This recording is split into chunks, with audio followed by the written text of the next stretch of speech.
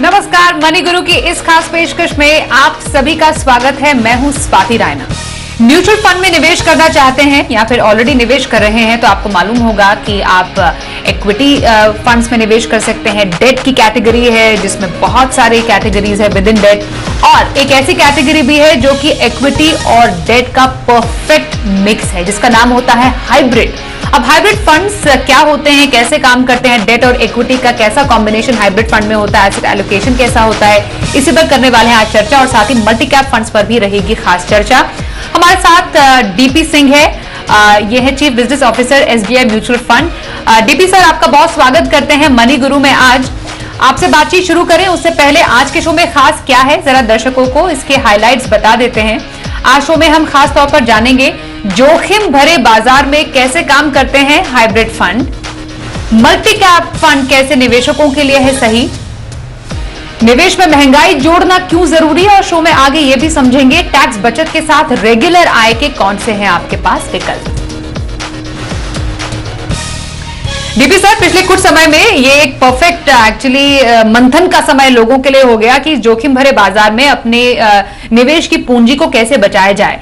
अब कई लोगों का ध्यान कह सकते हैं कि हाइब्रिड फंड कैटेगरी की तरफ गया, और हर कोई ये जानना चाहता है और समझना चाहता है कि इक्विटी फंड्स तो होते हैं, डेट फंड्स भी होते हैं, पर ये हाइब्रिड कैटेगरी होती क्या है? जी, सबसे पहले शुक्रिया स्वाति जी मेरे को इस प्रोग्राम में बुलाने का, बहुत बहुत धन्यवाद आपका। जहां तक आपने बात की हाइब्रिड फंड्स की, हाइब्रिड होते क्या है? हाइब्रिड में होता है, देखिए आज की डेट में अगर हम हिंदुस्तान की खासतौर पे बात करें तो जब हम अपना पूरा यूनिवर्स देखते हैं, जो निवेशक हैं, बहुत से निवेशक ऐसे हैं जो कि प्रोस्पेक्टिव निवेशक जिसको हम बोल सकते हैं, जिन्होंने अभी तक अपनी निवेश की यात्रा को शुरू भी नहीं किया है। वो सिर्फ एक फिक्स कूपन वाले प्रोडक्ट या बॉन्ड या एफडी में पैसा निकालते रहे हैं। तो ऐसे व्यक्ति को जब निवेश में हिस्सा लेना है, निवेश में जाहिर है कि उसमें कुछ जोखिम तो होता है, और जोखिम भरे बाजार में आने के लिए कितना जोखिम लेना है। अगर आज मेरे पास मैं एक निवेशक हूँ, मेरे पास सपोज मेरे पास 10 लाख रुपया है और मैंने अभी तक कभी निवेश नहीं किया, तो ऐसा ठीक नहीं है कि मैं पूरे का पूरा 10 लाख इक्विटी में एकदम से डाल दूं। तो जो हाइब्रिड फंड होते हैं वो डेट कैटेगरी में, डेट के बात अब करें तो जो फिक्स कूपन वाली जो एसेट्स होती हैं, जैसे डिबेंचर हो गए या आपके मनी मार्केट इंस्ट्रूमेंट हो गए, जो कि एक जिसमें ब्याज की दर हमें मिलती है, कुछ हिस्सा उसमें डालते हैं और थोड़ा हिस्सा या आधा हिस्सा या थोड़ा ज्यादा हिस्सा इक्विटी में डालते हैं। इसको हाइब्रिड बोलते हैं, जिसमें इक्विटी और डेट दोनों की भागीदारी होती है जिस फंड में, उसको हाइब्रिड बोलते हैं। और उसमें भी कैटेगरीज होती हैं। एक पहले सबसे पहले कैटेगरी वो होती है जिसमें इक्विटी का जो पोर्शन है बहुत कम रहता है, जब 1/4 रहता है, उसको हम कंजर्वेटिव हाइब्रिड बोलते हैं। उसके बाद हमारा जो होता है डेट इक्विटी हाइब्रिड जिसको बोलते हैं, उसको अग्रेसिव हाइब्रिड भी बोला जाता है। उसमें इक्विटी ज्यादा होती है और डेट कम होता है। उसमें जैसे 65 से 75% तक आमतौर पे इक्विटी होती है और 25% से 35% तक डेट होता है। और इसके बीच में भी आता है इक्विटी सेविंग्स फंड, जिसमें के कुछ हिस्सा इक्विटी में डालते हैं, कुछ डेट में डालते हैं, कुछ हिस्सा इक्विटी कैटेगरी के फंड में डालते हैं, ताकि आपकी टैक्स की जो एफिशिएंसी है वो बनी रहे। और जैसे अगर मार्केट नीचे में है तो उसमें इक्विटी का पोर्शन बढ़ जाता है, अगर मार्केट ऊपर है तो उसका इक्विटी का पोर्शन कम हो जाता है। उसके अलावा बैलेंस एडवांटेज फंड, सो इसमें हाइब्रिड में 5-6 कैटेगरीज हैं जिसके बारे में हम बात कर सकते हैं। परंतु इसका यही है कि आप किस रिस्क कैटेगरी में आते हैं, आपका कितना रिस्क एपेटाइट है, उसके हिसाब से ये प्रोडक्ट्स बनाई गई हैं, ताकि आपको अपने तौर पे कोई डिसीजन ना लेना पड़े। एक फंड मैनेजर अपने हिसाब से आपको ये एक पहले पूछ के कि आपका रिस्क एपेटाइट कितना है, आप कितना जोखिम ले सकते हैं, उस हिसाब से उस फंड में डालते हैं, ताकि आपको जो आपकी टैक्स की लायबिलिटी है वो ट्रिगर ना हो। फंड मैनेजर अगर आपके हिसाब पे उसको ऊपर नीचे करता रहता है तो आपको उसके ऊपर टैक्स नहीं लगता। एक निवेशक के ऊपर टैक्स तभी लगता है जब भी वो पैसा निकालता है। तो ये डेट कैटेगरी और इक्विटी कैटेगरी और कई जो मल्टी एसेट भी हैं, जिसमें कोई कुछ फंड में गोल्ड भी होता है, इन सबको हाइब्रिड कैटेगरी में बोला जाता है। और वो एक शुरुआत करने वाले के लिए सबसे बढ़िया है। जी, तो बेसिकली एक नया यही- निवेशक है वो हाइब्रिड कैटेगरी की तरफ देख सकता है इस जोखिम भरे बाजार में, क्योंकि बाजार में वॉलिटिलिटी अभी भी लगातार बनी हुई है। डीपी सर, जो निवेशक इस वक्त हमें देख रहे हैं और समझना चाह रहे हैं, आपने काफी अच्छे ढंग से अपने शुरुआती जवाब में बताया कि हाइब्रिड फंड होते क्या है और एलोकेशन किस तरीके से होता है। मानिए अभी जिस तरीके का माहौल है, बाजार में उतार चढ़ाव दोनों हो रहे हैं, किसी के पास एक हाइब्रिड फंड है तो वो हाइब्रिड फंड का इक्विटी और डेट का दोनों का जो पोर्शन है वो बाजार की चाल के हिसाब से कैसे बदलता है, वो एलोकेशन घटता बढ़ता किस तरीके से, अगर एक छोटे से एग्जांपल के जरिए आप समझाएं। देखिए 3-4 चीजें होती हैं। जैसे अभी मैं आपको बताऊं, जैसे हमारा एक इक्विटी सेविंग्स फंड है जिसकी मैंने बात की, उसमें हमारा होता है कि फंड मैनेजर एक कॉल लेता है कि इस वक्त बाजार महंगा है या सस्ता है। पिछले दिनों में जब ये रशिया यूक्रेन का इशू हुआ और मार्केट बहुत टूटी थी, तो उससे पहले हमारा उस फंड में हम 40% हमारा इक्विटी में था, 25% हमारा आर्बिट्राज में था और 35% हमारा एक डेट इंस्ट्रूमेंट में था। वो 25% आर्बिट्राज में इसलिए रखा था कि उसकी टैक्स जो है एफिशिएंसी, क्योंकि वो रूल के हिसाब से आपका कम से कम 65% इक्विटी कैटेगरी में होना चाहिए, तो हमारा 40-25 और 35 ये हमारी रेशो में था। और जब मार्केट करेक्ट हुई तो हमने उसको 40 से बढ़ा के 60% कर दिया। वो एक हमारा इंटरनल एक टूल है जो हमें बताता है कि मार्केट की अभी दशा क्या है, अभी इससे ऊपर जाएगी या नीचे जाएगी। जब मार्केट गिर रही थी हमने इक्विटी का पोर्शन बढ़ा दिया, तो उसका फायदा हुआ सभी निवेशकों को। तो इसी तरह से फंड मैनेजर अपनी जो कहते हैं कि एक्सपर्टीज के हिसाब से इसको ऊपर नीचे करते रहते हैं। और जब मैं ये कह रहा हूँ कि अपने एक्सपर्टीज से ऊपर नीचे करते रहते हैं, मैं जो बिल्कुल नहीं कह रहा हूँ कि उनको सब मालूम रहता है। वो भी एक है, वो अपनी to the best of their ability जितना ज्यादा से ज्यादा सही वो कर सकते हैं वो करने की कोशिश करती है। तो गलती तो एक इंडिविजुअल से भी हो सकती है, फंड मैनेजर से भी हो सकती है, पर ज्यादा तौर पे लंबे समय में मतलब ये है कि ज्यादा तौर पे उनका जो जो ये ठीक रहता है। तो उस वजह से जैसे मैंने आपको बताया 40 से 60% कर दिया। ऐसे ही बैलेंस एडवांटेज में था, शुरू में हमने सिर्फ 25% लगाया था, धीरे धीरे जैसे मार्केट गिरती गई हम उसको बढ़ाते गए, ज्यादा पोर्शन हमने डेट और सी आर्बिट्राज में लगाया था।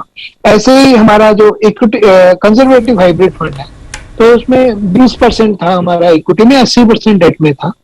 तो जब ये मार्केट गिरी तो हमने 20 से 25% कर दिया। इवन जो सबसे निचली वाली कैटेगरी है जिसको हम कंजर्वेटिव हाइब्रिड बोलते हैं, उसमें भी हम उसके हिसाब से हमारे फंड मैनेजर कॉल लेते रहते हैं। तो इसलिए वो बहुत जरूरी हो जाता है कि इसको जैसे जैसे मार्केट की चाल होती है उसके हिसाब से हम इसमें का पोर्शन को ऊपर नीचे करते रहते हैं। और डेट में भी देखो बहुत चीजें देखने वाली होती है, क्योंकि डेट में भी देखना है कि कितने लंबे अवधि का आपको डेट लेना है, लिक्विडिटी कितनी चाहिए। सिर्फ एक चीज नहीं रहती है, इसमें आपको लिक्विडिटी भी देखना पड़ता है कि अगर आपको पास कल बहुत से निवेशक पैसा निकालने के लिए आ जाए तो you should be able to repay them immediately. तो उसके हिसाब से भी देखना होता है। फिर क्रेडिट क्वालिटी भी देखनी पड़ती है, तो उस फंड में कितने रिटेल इन्वेस्टर हैं, कितने इंस्टीट्यूशनल इन्वेस्टर हैं, उसमें कितनी ये प्रोबेबिलिटी है कि कितने लोग जल्दी पैसा निकाल सकते हैं। क्योंकि आमतौर पर रिटेल इन्वेस्टर के लिए तो चाहे वो इक्विटी हो या डेट हो, हमेशा यही सलाह रहती है कि अगर आपके पास 3 से 5 साल का पैसा है तभी आप म्यूचुअल फंड में लगाइए, स्पेशली वहां पे जहाँ पे इक्विटी है। अगर आपके पैसे की अवधि कम है तो फिर ये वाले प्रोडक्ट जो है सही नहीं है। तो यही मान के चलते हैं, इसी प्रोबेबिलिटी के हिसाब से जो फंड मैनेजर अपनी कॉल लेता है और इन्वेस्टर के बिहाफ पे काम करता है। हाइब्रिड फंड की जो कैटेगरी है डीपी सर, वो ऐसा बास्केट है कि हर किसी के तरह के निवेशक के लिए कुछ ना कुछ इसमें मौजूद है। जैसा आपने बताया कि कंजर्वेटिव हाइब्रिड भी है, एग्रेसिव हाइब्रिड भी है, मल्टी एसेट फंड भी है, इसमें बैलेंस एडवांटेज है, आर्बिट्राज फंड है। तो एक मोटा मोटी थोड़ा अगर बता पाए कि कैसे निवेशक के लिए कौन सी कैटेगरी फिट बैठती है, क्योंकि जहां पर ऑप्शंस बहुत ज्यादा होते हैं वहां पर निवेशकों में कंफ्यूजन भी हो जाता है। थोड़ी सी कैटेगरीज के साथ विद इन हाइब्रिड अगर किस तरीके के निवेशकों के रिस्क प्रोफाइल के हिसाब से वो ले सकते हैं, प्लीज वो बताइए। देखिए मैं अपने अगर मेरे पास वो पैसा है जो मैं अपने सेविंग्स फंड में रखता हूँ या 3 या 6 महीने की एफडी में रखता हूँ, ऐसे पैसे को मेरे को आर्बिट्राज फंड में डाल देना चाहिए। उसका कारण ये है कि आर्बिट्राज फंड में मेरे को 4-4.5% का जो ब्याज मिलता है, जो शॉर्ट टर्म एफडी और जो सेविंग बैंक का ब्याज दर है उससे ज्यादा है।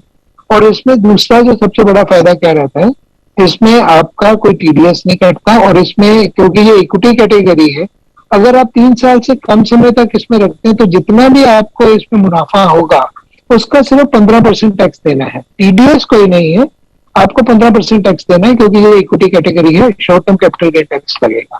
तो आज अगर मैं निवेशक हूँ, मैंने अपना पैसा सेविंग बैंक में रखा हुआ है, क्योंकि मेरे को पता नहीं कब मेरे को जरूरत पड़ जाए, या मैंने 3 महीने 6 महीने की एफडी लगाई हुई है, तो वो वाले पैसे को मेरे को इमीडिएटली आर्बिट्राज फंड में डाल देना चाहिए, क्योंकि आर्बिट्राज फंड में उससे ज्यादा और टैक्स एफिशिएंट रिटर्न मिलेगी। दूसरी आगे, अगर मैंने कभी पैसा लगाया नहीं, पहली बार म्यूचुअल फंड में पैसा लगा रहा हूँ, और मेरे को लगता है कि अगर मेरे को वेल्थ क्रिएट करनी है तो थोड़ा बहुत तो मेरे को इक्विटी में डालना ही पड़ेगा। विदाउट इक्विटी, क्योंकि इक्विटी अगर किकर नहीं देगा तो फिर तो मेरे को एफडी के बराबर ही रिटर्न मिलेगा। तो उस व्यक्ति को जिसने अभी तक पैसा नहीं डाला, अपनी निवेश की जर्नी स्टार्ट करने जा रहा है, उसको कंजर्वेटिव हाइब्रिड फंड से अपनी जर्नी स्टार्ट करनी चाहिए, क्योंकि उसका फायदा यह है कि 25% के करीब आपका इक्विटी में है, 75% आपका जो है डेट में है। अगर आप 3 साल तक पैसा रखते हैं, अगर खुदा ना खास्ता अगर इक्विटी में रिटर्न ना दिया या नेगेटिव रिटर्न भी दिया, तो भी आपका जो कैपिटल है वो प्रिजर्व रहेगा, क्योंकि आपका डेट पोर्शन आपको 5-6-7% की दर से आपको देता रहेगा। अगर इक्विटी में रिटर्न नहीं भी आया तो भी आपका पैसा जो है, आपका जो पूंजी है वो सलामत रहेगी। और इसमें 3 साल के बाद आपको इंडेक्सेशन बेनिफिट भी मिलता है।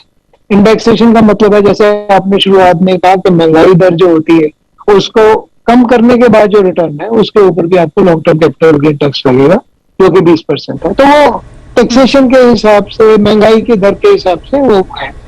अगर मेरे को लगता है कि नहीं, मैं थोड़ा, मेरे पास और है, मेरे पास कैश फ्लो है, मेरे को पैसे की जरूरत नहीं पड़ेगी अभी, तो मेरे पास पेंशन भी आ रही है, मेरा और कोई आमदन का जरिया है, तो मैं थोड़ा सा ज्यादा रिस्क ले सकता हूँ, तो ऐसे व्यक्ति को बैलेंस एडवांटेज फंड में या इक्विटी सेविंग फंड में आ जाना चाहिए। बैलेंस एडवांटेज फंड और इक्विटी सेविंग फंड को मैं ब्रैकेट करके मानूंगा, दोनों एक तरह की कैटेगरी। तो उसमें पैसा डाल देना चाहिए, और उससे अगर ज्यादा मेरे को रिस्क लेना है तो मैं अग्रेसिव उसमें चला जाऊंगा, अग्रेसिव हाइब्रिड में। और अगर मेरा रिस्क एपेटाइट पूरा है कि मेरे को जरूरत नहीं है, 3-5 साल तक मैं छोड़ सकता हूँ, तो सीधा सीधा इक्विटी फंड में चले जाओ, फिर हाइब्रिड की तरफ देखने की जरूरत। बिल्कुल सर। हाँ, और बिल्कुल एक आखिरी सवाल आपसे होगा मल्टी कैप कैटेगरी की तरफ भी, क्योंकि एसबीआई हाल ही में एक मल्टी कैप एनएफओ भी लेकर आया। अभी जरूरत क्या है मल्टी कैप कैटेगरी में निवेश करने की, अगर हम मौजूदा बाजार के इस स्थिति को देखें और समझे तो? देखिए, मौजूदा बाजार में देखते हुए मल्टी कैप फंड जो है वो एक सबसे एक उम्दा एक कैटेगरी है। उसमें रीजन क्या है कि आप हर तरह की कैपिटलाइज मार्केट कैप वाली कंपनी में पैसा डाल रहे हो।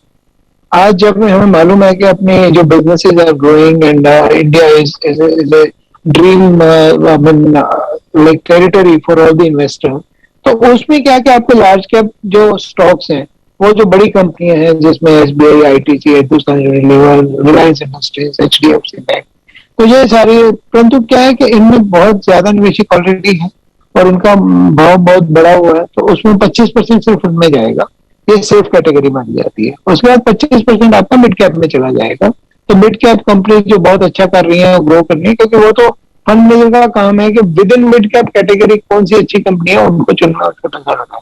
स्मॉल कैप जो स्मॉल कंपनीज है, स्मॉल लेवल की कंपनीज है और जिनकी ग्रोथ रेट बहुत ज्यादा होता है, हमारा एक स्मॉल कैप फंड भी है जिसमें बहुत बढ़िया काम कर रहा है, पर उसमें जैसे जैसे आप नीचे आओगे लार्ज कैप में रिस्क थोड़ा कम रहेगा पर रिटर्न भी कम रहेगी। मिड कैप में इस लाइकली के रिटर्न थोड़ा ज्यादा रहेगा पर रिस्क थोड़ा ज्यादा रहेगा। फिर स्मॉल कैप में आ जाता है, तो स्मॉल कैप में आप 25% जाएगा, तो रिमेनिंग 25% जो है वो किसी भी फंड मैनेजर को जो लगता है कि जो सा लार्ज कैप, मिड कैप और स्मॉल कैप में जो भी कैटेगरी ज्यादा अच्छा करने वाली है उस समय पे, तो उसमें पैसा लगा देगा ताकि वो निवेशक के लिए और ज्यादा मुनाफा कमा के दे सके, और उसमें अपना मुनाफा भी बुक करते रहते हैं फंड मैनेजर ताकि इन्वेस्टर को पैसा उसका दिया जा सके।